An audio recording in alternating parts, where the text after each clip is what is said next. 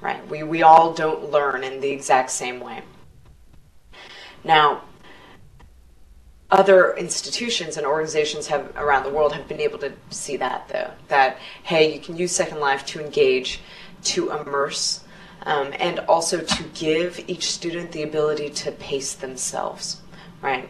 Whether it's Ohio University that has been able to put their tools within Second Life so that when their students are in class, that they can actually choose whether they want to go through the slide deck, again, at their own pace, or they can listen to a podcast, or they can actually work with 3D objects. I mean, we're talking about 3 different methods of learning, right?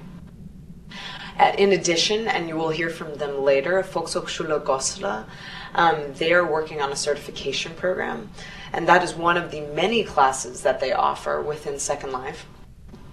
But a certification program in order to help folks be able to maneuver and learn how to work within Second Life. And this bridges the gap not only within students from K through 5 and university level, but also adult students from around the world.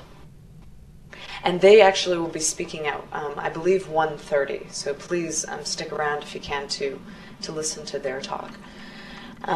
Again, the ability to immerse and self-pace, language institutions have been, Language Lab is another example, where, I mean, we always say to be able to immerse oneself within a country and the language is the best way to learn the language. They've been able to do that within Second Life.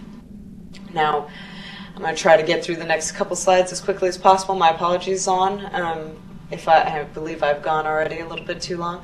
But some of the other tools, and things that universities have been able to find is that they can explore careers, work with real-world organizations, and find and inspire their students to be more entrepreneurial. And many countries I've found are very focused on how to breed innovation. And they're seeing that Second Life can be a key tool in doing that. Some examples when it comes to exploring careers, Universität Potsdam actually has an event later this month where they'll be bridging the gap between their existing students and the scientists and their alumni. Other organizations like the Laboratory of Idomatics at the University of Milan is working in cooperation with a company called Eximia, and they've developed a new interface where it's basically a full, real Second Life interface, which is integrating a semicircular screen, so you can almost feel like you're walking into Second Life.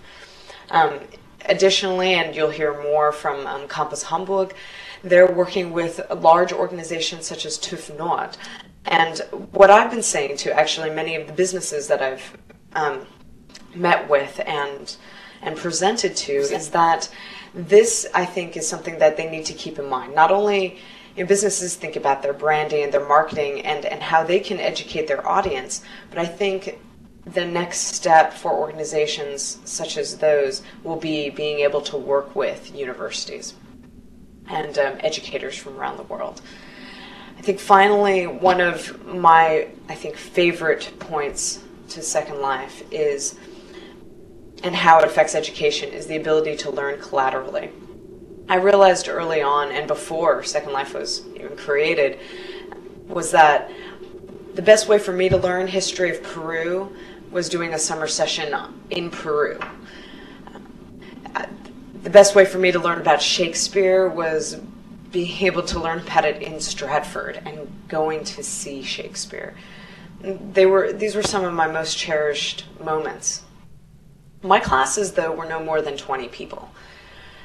In Second Life now, you can explore Rome. You can go to the Bayerisches Bibliothek now and learn. You can go see the solar eclipse on August 1st, actually, at the Exploratorium. That's based in San Francisco. I know there's going to be more than 20 people attending those events. And I'm looking forward to going to the Goethe Institute, which will be hopefully launching in World very soon, because I remember going to the Goethe Institute when I was 15 years old. in San Francisco, that was the first time I was introduced to Germany and the German culture. Again, these things inspired me, and I hope that they inspire you. Yes, we've come to the last slide, which is perfect because it's more about the statistics. There, as you can see here, there are over 400 universities that we know of that have islands that in Second Life, not including New Media Consortium, who encompasses 250 plus themselves. We're at over 4,600 educators on our SLED list, which is up from 500 in 2006. I was part of that 500.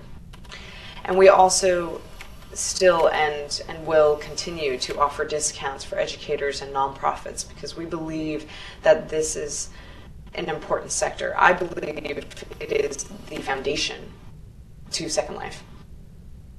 So I will leave you with keep going and keep bringing me these wonderful experiences and the ability for me to go and learn within Second Life when I can't necessarily leave my office in San Francisco. And now I will leave it to the rest of my panelists who have been able to do this. And I haven't mentioned all of them only because I figure they're here and and that I may butcher it. So I will leave it to the experts. Thank you.